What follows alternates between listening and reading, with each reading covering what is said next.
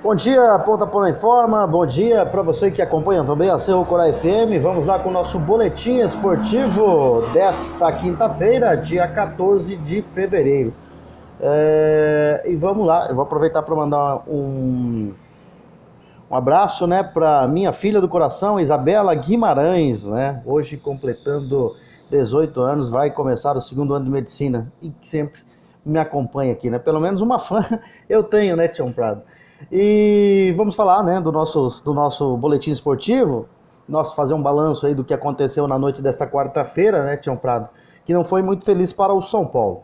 Mas, né, na Libertadores, o Libertad do Paraguai avançou a terceira e última fase preliminar da Libertadores, com direito a um golaço do meio de campo. A equipe não teve qualquer dificuldade para golear o The Strongest da Bolívia por 5-1 em Assunción e ficou a um passo de se confirmar como um dos rivais do Grêmio na fase de grupos. Depois do empate por 1-1 na ida, na altitude de La Paz, o Libertad passeou em campo, né? Adrián Martínez 3 vezes, Ayrton Colgo marcaram, mas o gol mais bonito, né, foi o do veterano Oscar Cardoso, ex-seleção paraguaia, que marcou diante da linha do meio de campo. Adolfo Machado descontou para o The Strongest, né, e que ainda teve Maximiliano Ortiz expulso. Na próxima fase, o Libertad vai enfrentar o vencedor do duelo entre Atlético Nacional e La Guaira, né, que se enfrentam hoje em Medellín.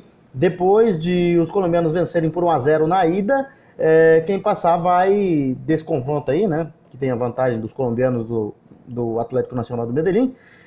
Quem passar desse confronto vai entrar no grupo H, que além de Grêmio tem Rosário Central e Universidade Católica. Em Santiago, a Universidade de Chile caiu para o Melgar depois de perder na ida no Peru por 1-0. Os chilenos não passaram de um empate por 0-0. Agora, o Melgar encara o Caracas, que também avançou com um empate sem gols contra o Delfim, na Venezuela, após ficar no 1-1 na ida. O confronto entre Melgar e Caracas interessa ao Palmeiras, afinal, quem avançar vai entrar no grupo G da Libertadores, que conta com o time paulista, o São Lourenço e o Júnior Barranquilla. Então, só tem um jogo hoje, né? O Atlético Nacional enfrentando o La Guaira da Venezuela para completar os próximos confrontos. E infelizmente para o São Paulo, né, um jogo melancólico, um jogo sem brilho, jogando muito mal. O Corinthians não é mais o único time brasileiro a ser eliminado na fase de grupos, na fase preliminar da Libertadores, na pré-Libertadores. Está acompanhado agora do São Paulo, porque o tricolor deu adeus à Libertadores na noite de ontem, mesmo empurrado por mais de 44 mil pessoas do Morumbi. O time brasileiro não foi capaz, Tião Prado, de superar o Talleres da Argentina e ficou no empate por 0-0. Os argentinos, que haviam vencido em casa por 2-0, estão na terceira fase do torneio, enquanto que vão enfrentar o Palestino do Chile por um lugar no grupo A, que já tem o River Plate da Argentina, o Internacional de Porto Alegre e o Alianza Lima do Peru. A torcida fez muitos protestos. Dificilmente o Jardine permanece no comando técnico, né? O André Jardine permanece no comando técnico do São Paulo. Vamos ver o que acontece.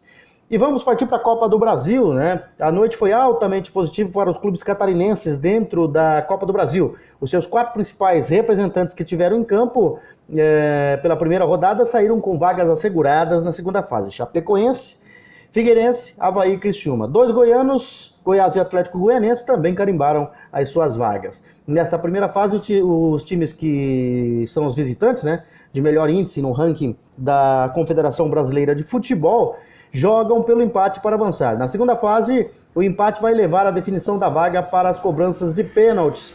Todos os catarinenses atuaram fora de casa. A Chapecoense segurou 0-0 com o São José, em Porto Alegre, e agora vai enfrentar o misto do Mato Grosso. O Figueirense fez 2-1 sobre o Boa Vista e agora vai pegar o Luverdense. O Avaí goleou o Real Desportivo de Rondônia por 4-1 e agora vai medir forças com o Tubarão de Santa Catarina. O Brasil de Pelotas, né, que jogam hoje no Sul, em Santa Catarina, né? O Criciúma conseguiu vencer por 2-0 o São Raimundo do Pará e na segunda fase vai pegar o Fast Clube do Amazonas ou o Oeste de São Paulo, que também vão entrar em campo nesta quinta-feira em Manaus. Os goianos vão bem, né? Aliás, o time se passasse era mais um catarinense, né? O Atlético Goianense ficou no empate por 1-1 com o Brusque de Santa Catarina, né?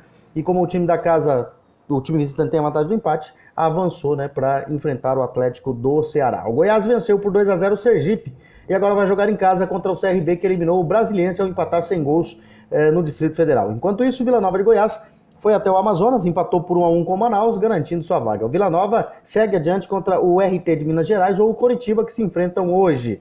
No interior de Minas Gerais, a Tombense surpreendeu ao fazer 3-0 sobre o Sport para enfrentar o Botafogo da Paraíba, que goleou o Operário de Mato Grosso do Sul por 4-1 no Morenão, com um empate sem gols diante do São Raimundo. O América Mineiro avançou para enfrentar o Juventude do Rio Grande do Sul. A decepção paulista, né, Tião Prado, ficou por conta do Guarani de Campinas, que perdeu para o Avenida por 1-0 em Santa Cruz do Sul, com um gol aos 45 minutos do segundo tempo. Acabou eliminado, como já tinha ocorrido na véspera com seu rival, a Ponte Preta, que perdeu para a Aparecidense por 1-0. Os times de Campinas não se deram bem na rodada e estão fora. O Serra do Espírito Santo em casa eliminou o Remo ao ganhar por 1-0 e agora vai receber o Vasco da Gama. O Galvez do Acre em casa perdeu para o ABC por 1-0, se despediu da competição. O time potiguar vai medir forças com o Motoclube do Maranhão. O Botafogo do Rio foi até Campina Grande, venceu o Campinense por 2-0 e agora vai enfrentar o Cuiabá, que eliminou o Ipiranga ao vencer no Amapá por 1-0. Mais dois clubes conquistaram suas vagas à segunda fase da Copa do Brasil, Tião. O Motoclube no Maranhão fez valer o fator casa, eliminou a Vitória ao vencer por 2-0. Também pode ser considerado um resultado como zebra, né? As atenções agora ficam para a próxima fase. O Motoclube vai enfrentar o ABC, que fez 1-0 no Galvez do Acre. No último jogo da noite, o Bahia empatou por 2-2 com o Rio Branco, no Acre. Também avançou e agora vai pegar o Santa Cruz do Rio Grande do Norte. E, Tião Prado, sei que eu estou me entendendo um pouquinho mais, mas nós temos também o Campeonato Sul-Mato-Grossense, né? Que teve rodada ontem. Duas partidas atrasadas da segunda e terceira rodada movimentaram a disputa do Campeonato Sul-Mato-Grossense.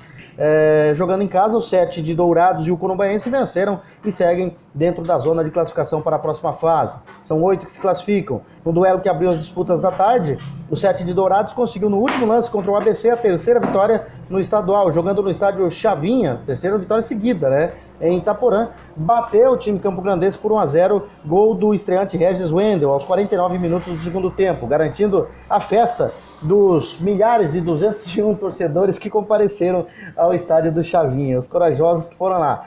Agora com 9 pontos, o 7 alcança o Operário, mas fica na sexta colocação pela desvantagem no saldo de gols. O ABC segue com 6 pontos na nona posição dentro da zona de rebaixamento. No outro jogo disputado na noite de ontem, o Corumbaense recebeu e venceu o Novo pelo placar de 2-0, com gols de Vitor e Romarinho. Com isso, o Carijó voltou ao G8 e o Novo segue amargando o Z4, ainda sem vencer no campeonato estadual. Então tá aí os resultados de jogos atrasados do Campeonato Sul-Mato-Grossense. São essas as informações, Tião Prado. Nós voltaremos, se Deus quiser, amanhã com mais informações aqui no Ponta Porém Informa, também para você que se liga na Cerro Corá FM 91.5.